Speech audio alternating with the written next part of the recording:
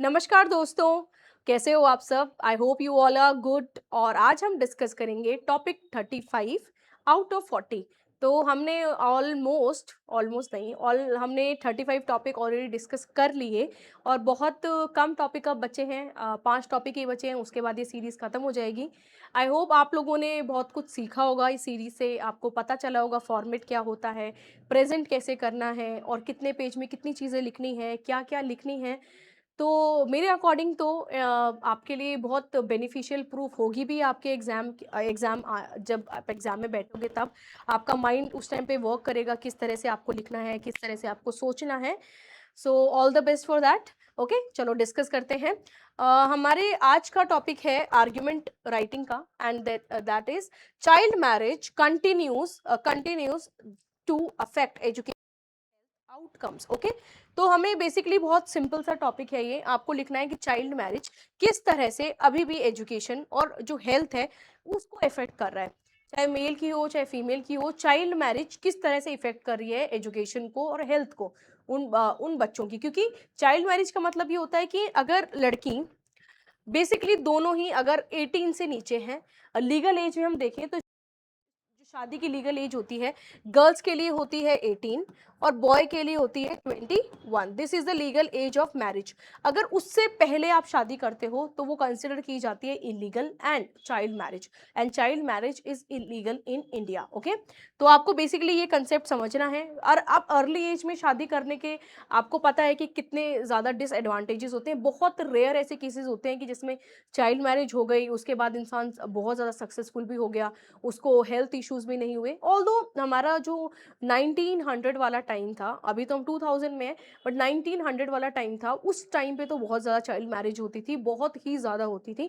और may be आप अपने ग्रैंड पेरेंट्स से पूछेंगे या हमारे जो उनकी भी शायद कुछ बहुत आई थिंक 70 to 80% होंगे जिनकी चाइल्ड मैरिज ही हुई होगी। ओके, बहुत ऐसे लोग होते हैं जो कि एजुकेटेड फैमिली से बिलोंग करते हैं, तो दे नो कि किस टाइम पे शादी करनी चाहिए, एजुकेशन कितनी ज़रूरी है, हेल्थ कितनी ज़रूरी है।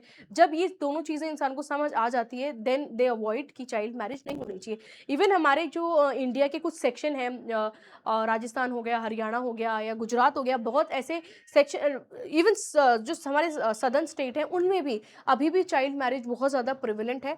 And there are many social and financial reason behind the child marriages. Okay, अब हम इसको डिस्कस कर लेते हैं।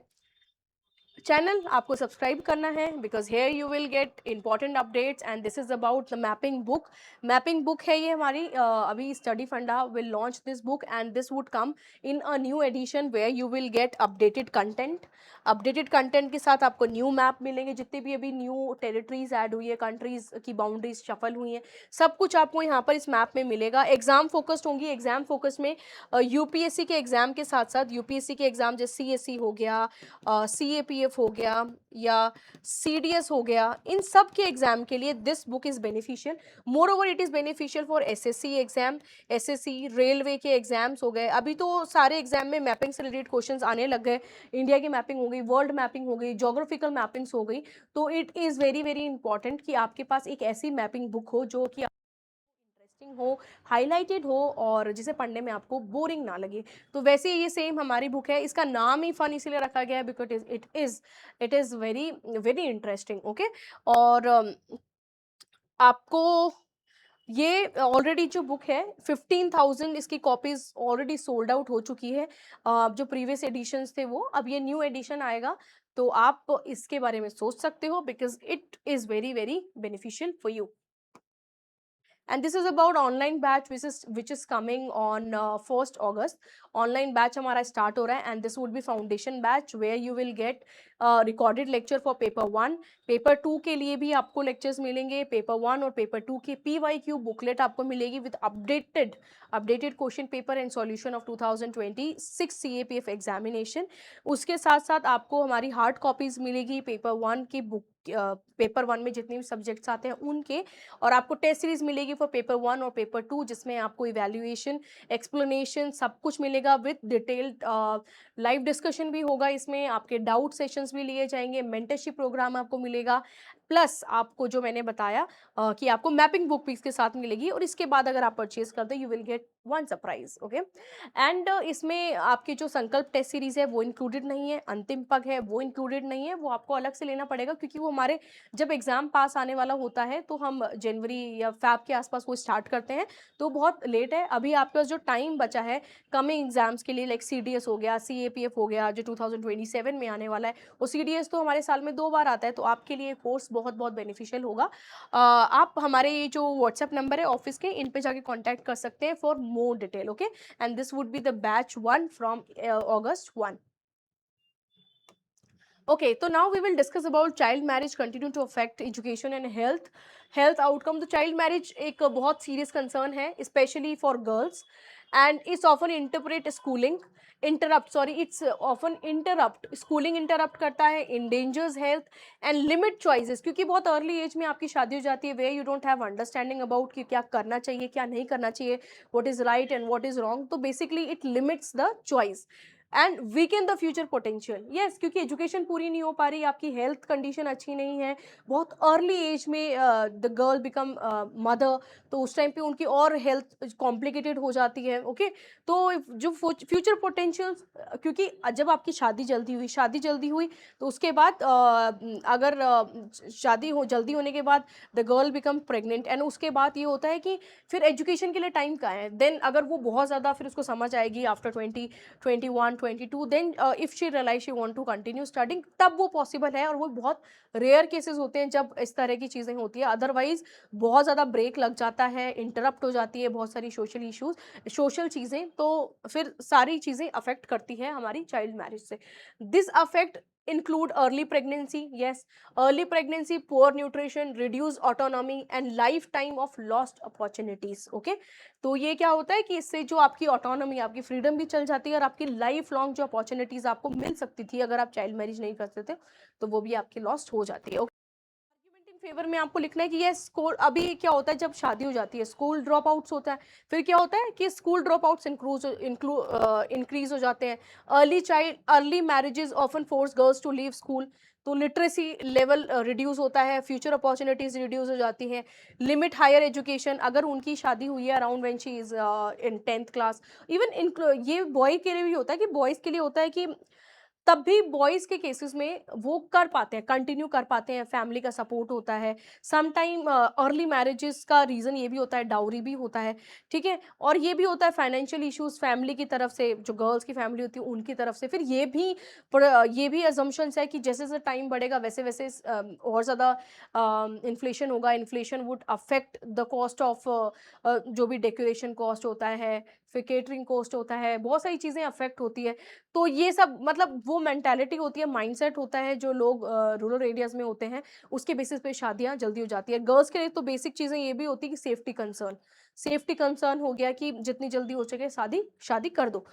अर्ली प्रेगनेंसी रिस्क है, अगर कोई लड़की है वो 14 या 15 साल में प्रेग्नेंट हो जाती है तो उससे उसके बहुत सारे रिस्क है, she is not mentally ready to become mother, but तब भी मदर बन जाती है, तो न्यूट्रिशंस की कमी, कभी-कभी इतने ज़्यादा हेल्थ कॉम्प्लिकेशंस होती है because the organs are not fully developed, तो वो प्रॉब्लम है। अनसेफ डिलीवरीज़ होती है, एनीमिक हो जाती हैं।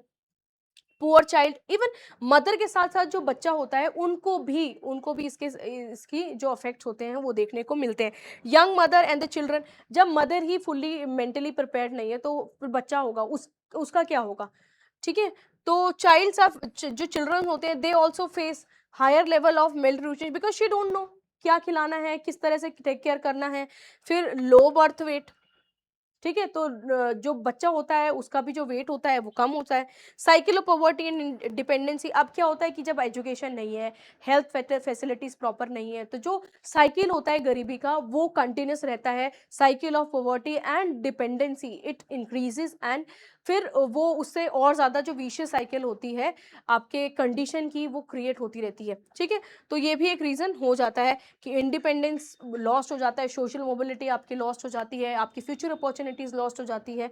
गर्ल्स के केस में ज़्यादा होता है as compare to boys, okay? फिर आपको यहाँ लिखना है कि नहीं, ऐसा नहीं है कि एजुकेशन अफ़ेक्ट होती है या हेल्थ अफ़ेक्ट होती है। Tradition often stated some community defend it culture. अब कुछ लोग होते हैं कि वो अपने कल्चर की, ये हमारी चाइल्ड मैरिज हमारा कल्चर है, कुछ नहीं अफेक्ट होता, एजुकेशन अफेक्ट नहीं होती, हेल्थ अफेक्ट नहीं होती, कर देना चाहिए।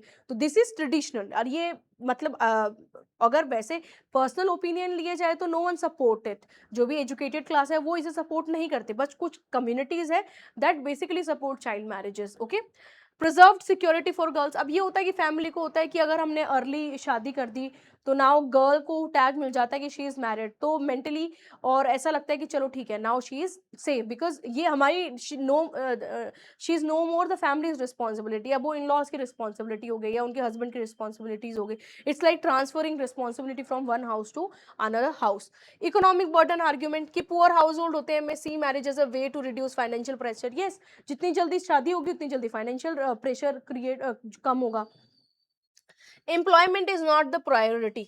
अब एम्प्लॉयमेंट लोगों के लिए प्रायोरिटी है ही नहीं कि हमें जॉब की जरूरत है। Some argue marriage roles matter more than formal education. अब कुछ लोगों के लिए होता है कि करियर और एजुकेशन इतनी मैटर करती ही नहीं है, उनके लिए उनकी वाइफ जॉब करे या ना करे, या उनका करियर बने ना बने, मतलब these things are not matter of concern. तो एम्प्लॉयबिलिटी जब मैटर ही नहीं है तो फिर कर दो शादी। तो this is the argument.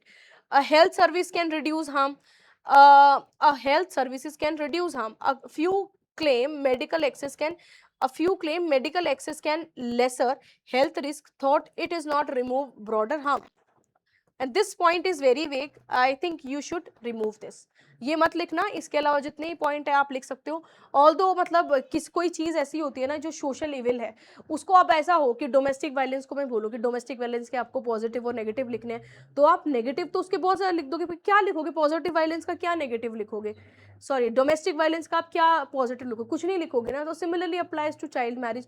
Child marriage में आप क्या पॉजिटिव लिखोगे? ठीक है, सोशल सिक्योरिटीज के उनको लगता है कि फाइनेंशियल बर्डन कम हो जाता है, सोशल सिक्योरिटी हो जाती है, गर्ल सेफ रहती है, but these are very very vague reasons. Okay, अगर हम प्रैक्टिकली सोचें तो क्या ये रीजन सच में वैलिड है? तो वैसे ही कुछ चीज़ें होती हैं जो वैलिड नहीं होती, बट येस आपको आर्ग्यूमेंट में लिखना है तो you have to write something, because this is the topic and here you will get marks to qualify. तो ये ज़रूरी है, आपको इस तरह के टॉपिक में भी थोड़ा सोचना पड़ेगा, चाहे आप सोचना नहीं चाहते तब भी आपको सोचना पड़ेगा। तो child marriage may continue to due to poverty and tradition, but social cost are severe. Child marriages continue कर रहे हैं बट इसका जो सोशल कॉस्ट है वो बहुत सीवियर है एंड डायरेक्ट हार्म करता है गर्ल की एजुकेशन, हेल्थ और डिसीजन मेकिंग पावर को। Ending child marriage require awareness. Yes, awareness required है, स्कूलिंग भेजो, और उसके बाद लीगल इन्फोर्समेंट, अभी कम्युनिटी प्रोग्राम चलाना, प्रोटेक्टिंग चाइल्डहुड। अब यार चाइल्ड जब इंसान ही 18 साल से कम का है तो उसकी वो एज थोड़ी है शादी करने की, उसकी एज है खेलने की, पढ़ने की, सीखने की, और उस टाइम पे शादी करा दो तो फिर this is very very disasters thing that we can do with the children. Okay, और इसके लिए अभी तो खैर government is very sensitise, they are taking actions.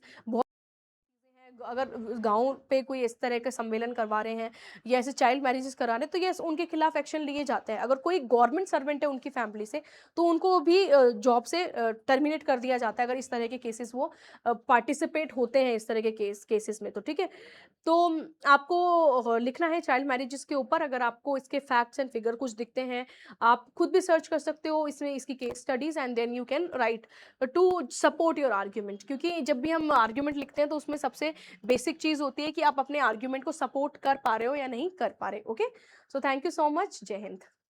Sir, sir कहाँ खो गए आप?